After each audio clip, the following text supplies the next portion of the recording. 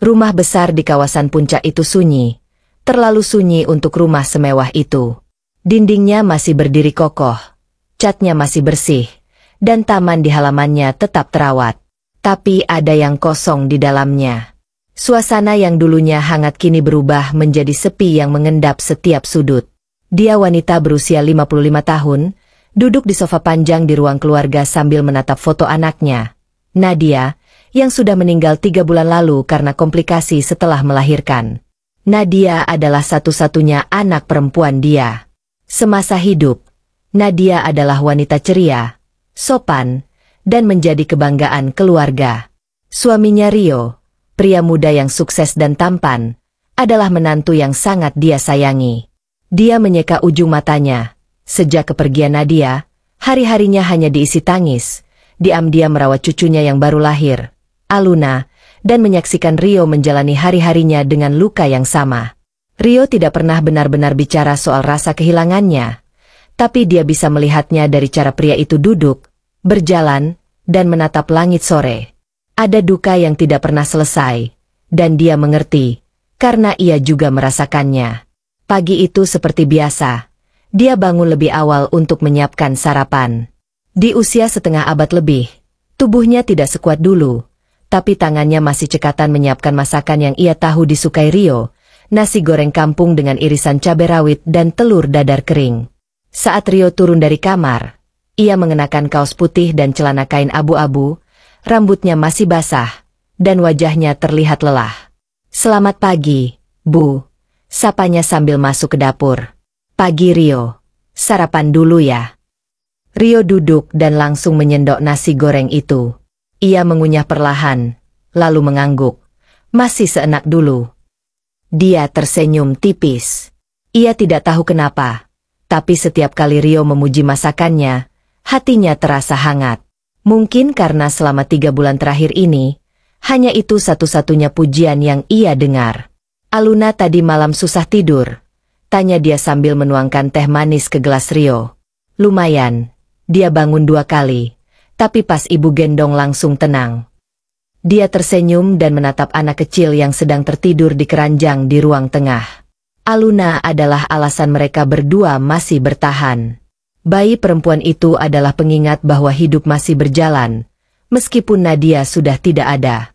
Selesai sarapan, Rio bersiap ke kantor. Tapi sebelum berangkat ia selalu mendekati Aluna, mengecup keningnya, dan kemudian berpamitan ke dia. "Saya pulang agak malam, Bu. Ada rapat sama investor." "Iya, hati-hati." Setelah pintu tertutup dan suara mobil mulai menjauh, dia duduk sendirian di ruang makan. Sepi kembali mengisi ruangan. Ia memejamkan mata, mencoba menahan rasa yang pelan-pelan muncul sejak beberapa minggu terakhir. Perasaan yang tidak seharusnya ada, perasaan yang membuatnya ingin Rio pulang lebih cepat, ingin memasak lebih enak, ingin terlihat lebih segar, bukan sebagai mertua, tapi sebagai seorang perempuan. Dan itu membuat dia takut pada dirinya sendiri. Hari demi hari berlalu, dia dan Rio semakin terbiasa hidup berdampingan.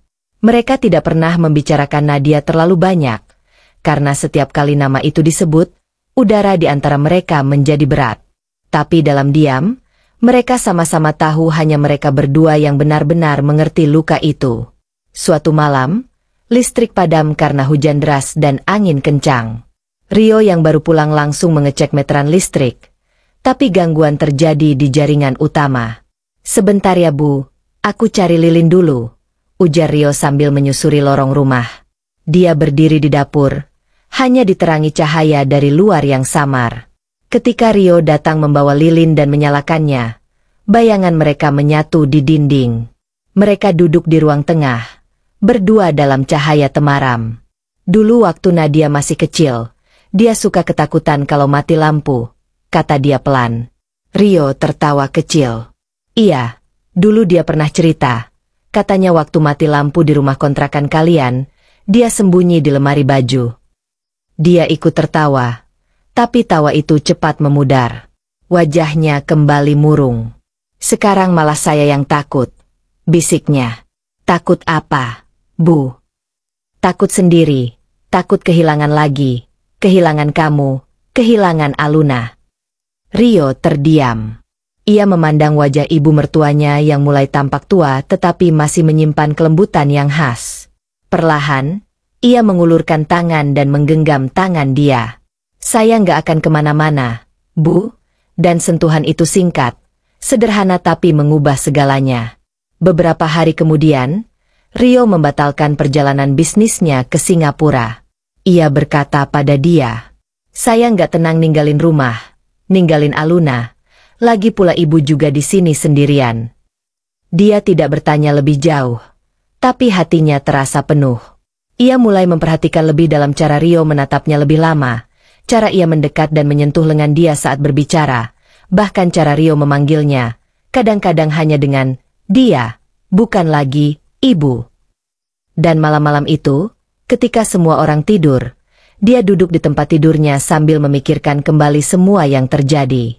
Perasaan bersalah dan kehangatan yang tumbuh bersamaan. Ia tidak tahu harus bagaimana, tapi satu hal yang pasti, Rio bukan lagi hanya menantu di matanya. Rio adalah laki-laki yang membuatnya merasa hidup lagi, dan ia takut, karena cinta itu bisa jadi akan menghancurkan segalanya.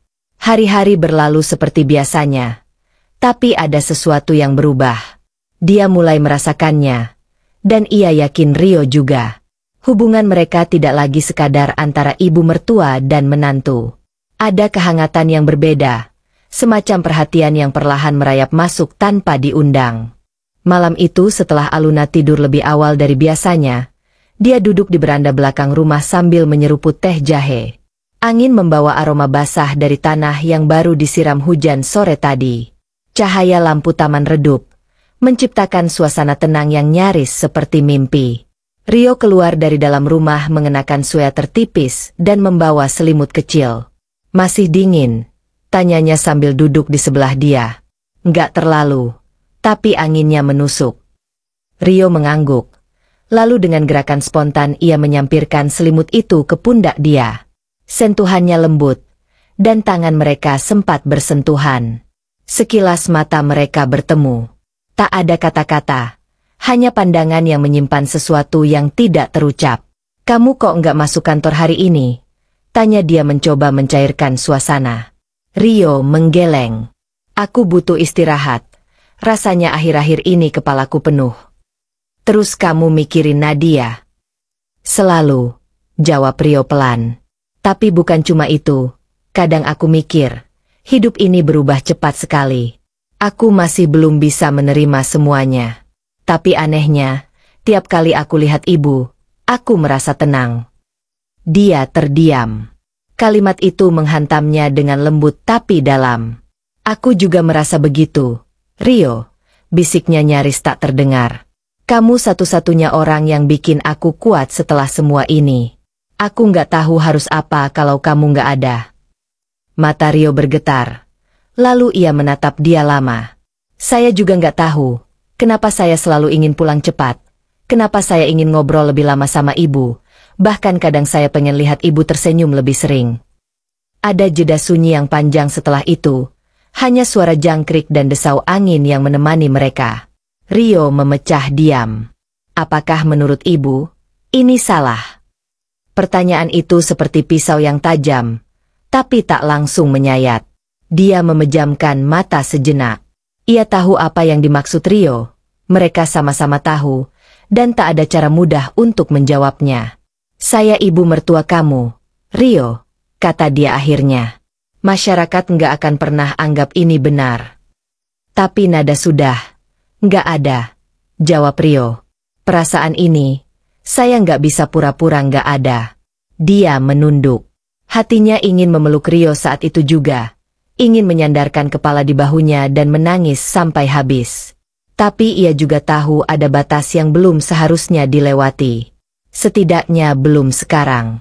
"Aku butuh waktu," katanya pelan. Rio mengangguk. "Saya juga. Tapi saya nggak akan pergi. Saya di sini, dan saya akan tetap di sini." Beberapa hari kemudian, mereka memutuskan pergi berlibur ke Lembang.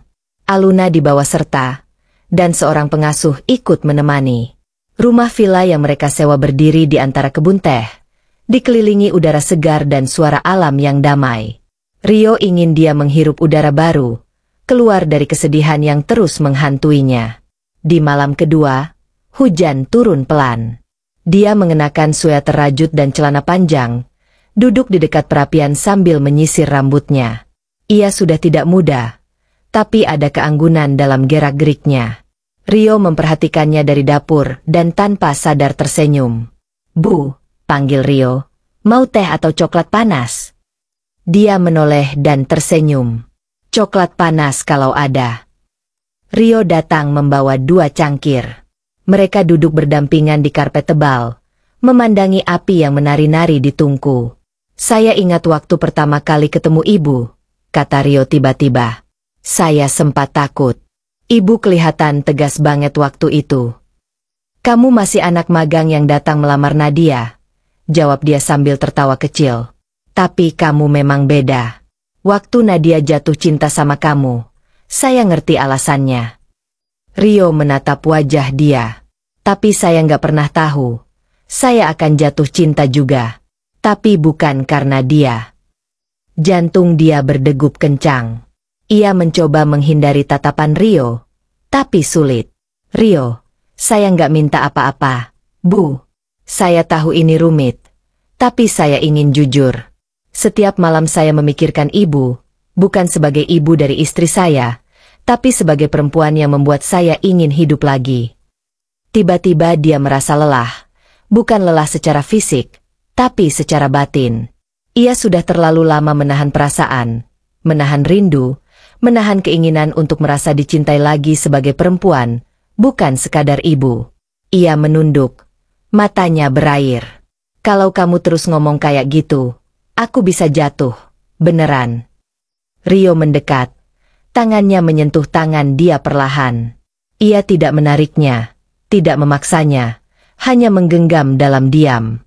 Dan untuk pertama kalinya, dia tidak menolak. Malam itu mereka tidak saling bicara banyak, hanya duduk berdampingan di dekat perapian, menikmati suara hujan yang menari di atap villa. Tapi di antara mereka, ada perasaan yang tumbuh lebih dalam dari sebelumnya, sebuah kesepakatan tanpa kata, bahwa cinta ini mungkin terlarang, tapi bukan berarti salah. Karena kadang cinta datang bukan karena waktu yang tepat, tapi karena kebutuhan untuk merasa hidup kembali. Dan malam itu, untuk pertama kalinya sejak Nadia meninggal, dia merasa jantungnya berdetak, bukan karena luka, tapi karena harapan. Pagi di Lembang menyambut dengan kabut yang menggantung rendah. Embun masih menetes dari pucuk-pucuk daun teh, dan suara kicauan burung terdengar seperti alunan lagu yang lembut. Dia berdiri di balkon villa, mengenakan cardigan dan memeluk dirinya sendiri. Matanya menerawang jauh ke hamparan hijau di depan sana, tapi pikirannya tak berada di tempat yang sama. Ia memikirkan malam kemarin, tentang tangan Rio yang menggenggam tangannya dengan lembut, tentang diam yang penuh makna, tentang sesuatu yang dulu tidak pernah ia bayangkan akan ia alami di usia setengah abad lebih. Jatuh cinta lagi pada seseorang yang secara dunia tak seharusnya ia cintai. Langkah kaki mendekat dari belakang. "Pagi, Bu," ucap Rio pelan. Dia menoleh, tersenyum singkat. "Pagi, Aluna masih tidur." Rio mengangguk. Dia kecapean. Tadi malam mimpi, teriak-teriak manggil mamanya. Dia menatap wajah Rio yang kini tampak letih, tapi ada kelembutan di sana yang tidak berubah. Lelaki itu sudah menjadi ayah dan suami yang baik, dan kini ia juga menjadi seseorang yang secara perlahan mengisi kekosongan hati dia. "Aku kadang iri sama kamu, Rio," kata dia tiba-tiba. Rio menoleh cepat. "Bingung." "Iri, karena kamu bisa menyayangi dengan begitu dalam. Pada Nadia, pada Aluna, bahkan pada aku, yang seharusnya bukan siapa-siapa lagi buat kamu." Rio menarik nafas dalam. "Ibu bukan siapa-siapa. Ibu bagian dari hidup saya sekarang. Saya nggak pernah nyangka, tapi begitulah adanya." Hening sejenak. "Aku takut," ujar dia lirih. "Takut orang tahu, takut Aluna tumbuh tanpa tahu bagaimana menyikapi hubungan ini, takut kita saling menyakiti akhirnya." Rio mendekat, perlahan menyentuh bahu dia, menatap matanya dengan serius. "Saya juga takut. Tapi yang lebih saya takutkan adalah kehilangan kesempatan ini, kesempatan untuk mencintai seseorang yang ternyata bisa membuat saya merasa utuh lagi. Air mata menggenang di sudut mata dia. Ia berusaha menahan, tapi suaranya pecah juga. Kamu masih muda, Rio. Kamu bisa temukan perempuan lain yang sesuai, yang tidak serumit aku. Tapi bukan soal sesuai, Bu. Ini soal hati. Dan hati saya sudah jatuh pada ibu. Setelah kembali dari Lembang, suasana di rumah tak lagi sama. Tidak ada pengakuan, tidak juga tindakan terang-terangan, tapi setiap gerakan, setiap lirikan, setiap senyuman menyimpan makna yang hanya mereka berdua pahami. Dia lebih sering di dapur sekarang, ia kembali masak, sesuatu yang sudah lama tidak ia lakukan sejak Nadia tiada. Kadang Rio pulang cepat, hanya untuk mencicipi sayur asem buatan ibu mertuanya. Mereka makan bersama, duduk berdua di meja makan setelah Aluna tidur. Tak banyak kata, tapi cukup untuk membuat hati hangat. Suatu malam, setelah makan malam, dia memberanikan diri mengajak bicara lebih dalam. Aku udah pikirin ini, Rio. Rio mengangkat wajahnya dari piring. Apa, Bu? Kita, hubungan ini.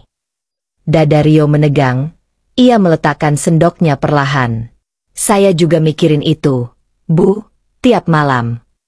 Aku nggak bisa terus begini. Setiap hari ada perasaan bersalah dalam diriku, tapi juga ada rasa yang nggak bisa aku bunuh. Aku bingung. Rio. Rio menggenggam tangan dia di atas meja. Kali ini dia tak menariknya. Kalau kita diam, kita nggak Hodio akan pernah tahu kemana arahnya. Tapi kalau kita jujur, mungkin akan lebih sakit, tapi juga lebih nyata. Jadi kamu mau apa? Tanya dia pelan. Rio menatapnya dalam. Saya ingin kita pelan-pelan, nggak perlu buru-buru. Kita jaga Aluna, kita jalani hari, dan kalau waktu nanti membolehkan, mungkin takdir akan mengizinkan juga. Dia mengangguk. Di balik ketakutannya ada ketenangan saat mendengar kalimat itu. Bahwa cinta ini tidak harus dipaksakan untuk menang, tapi juga tidak harus dibunuh hanya karena takut akan pandangan dunia. Hari-hari berikutnya, mereka belajar menyayangi dalam diam, dalam pelukan singkat ketika tangan bersentuhan saat memegang gelas, dalam senyum yang dilemparkan dari ujung ruang, dalam rindu yang tertahan ketika malam datang tanpa suara, dan yang terpenting, dalam rasa saling menghormati. Mereka sepakat tak akan menyentuh batas lebih jauh sebelum waktunya tiba. Karena cinta ini bukan sekadar hasrat atau pelarian. Cinta ini lahir dari luka, dari kehilangan, dan dari kebutuhan untuk merasa hidup kembali. Suatu sore, Rio pulang membawa sebuah bingkisan. Dia sedang menyiram bunga di taman. Aku beliin sesuatu, katanya. Dia mengerutkan dahi, lalu membuka kotak itu, sebuah syal rajut berwarna coklat tua. Buat musim hujan yang akan datang, ucap Rio. Dia tersenyum kecil, lalu memeluk syal itu. Ia tidak perlu banyak kata, karena dalam hadiah sederhana itu ada cinta yang tulus yang pelan-pelan menyembuhkan hatinya. Dan meski belum tahu akan dibawa kemana perasaan ini, mereka tahu satu hal, bahwa ketika dua hati saling memilih, meski dalam sunyi, itu sudah cukup untuk membuat hidup terasa berarti lagi. Beberapa minggu setelah Rio memberikan syal coklat itu, hari-hari dia terasa lebih penuh warna. Ia tidak lagi merasa seperti wanita tua yang hidup dari masa lalu.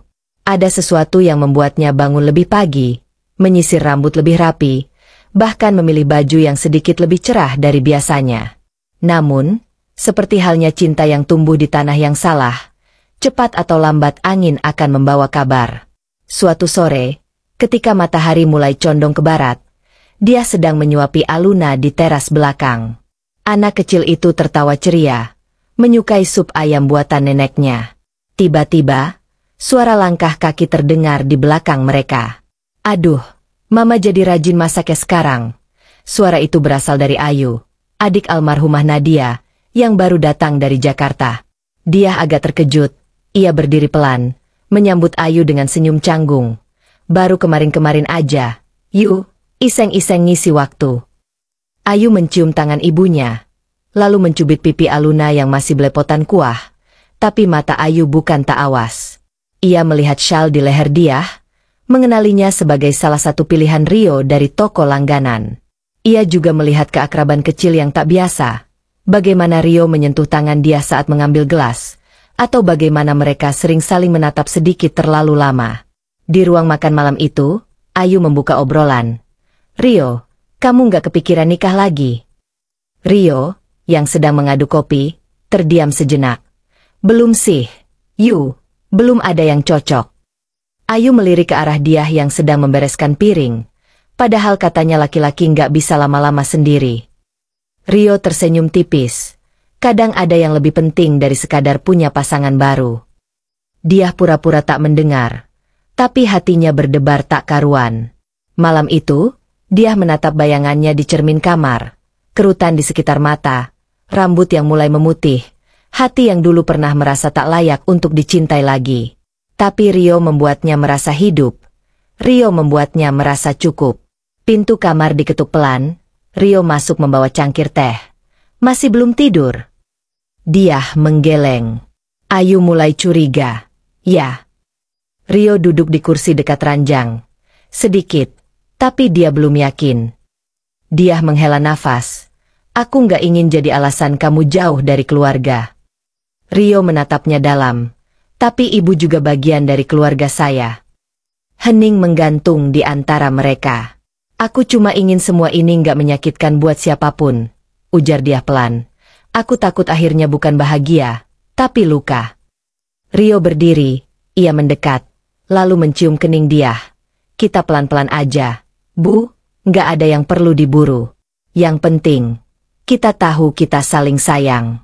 Itu cukup buat malam ini." Dia menutup matanya, membiarkan hangat itu menetap sejenak di kulitnya. Ia tak membalas, tapi senyum kecil di bibirnya menjawab semuanya. Dan malam itu, mereka tidur dengan hati yang penuh. Bukan karena semuanya telah jelas, bukan karena masalah telah selesai, tapi karena mereka tahu, apapun yang terjadi nanti, mereka pernah mencintai dengan tulus dalam diam yang sederhana.